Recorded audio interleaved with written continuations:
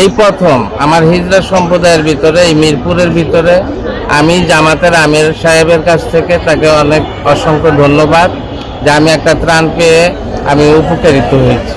এরপর একটা জনগোষ্ঠী, ক্ষুদ্র জনগোষ্ঠী, আমরা যে হিজড়া সম্প্রদায়রা আছি, হ্যাঁ, আমাদের জন্য এই পর্যন্ত কেউই কিছুই করেনি, বা আমাদের সুবিধার্থে কেউ এই পর্যন্ত এগিয়ে আসে নাই। তা আমরা এই প্রথম আমার হিজড়া সম্প্রদায়ের ভিতরে, এই মিরপুরের ভিতরে আমি জামাতের আমির সাহেবের কাছ থেকে তাকে অনেক অসংখ্য ধন্যবাদ যে আমি একটা ত্রাণ পেয়ে আমি উপকারিত হয়েছি।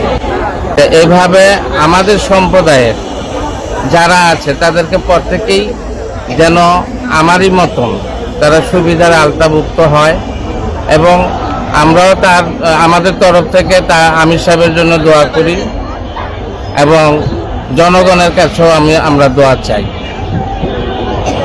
তা আজকে খুবই আনন্দিত যে তার হাত দিয়ে এবং চীনের সহযোগিতা সংযোগ করে আজকে আমরা যা পেয়েছি, আমরা আল্লাহর দরবারে লাখো কোটি শুকরিয়া।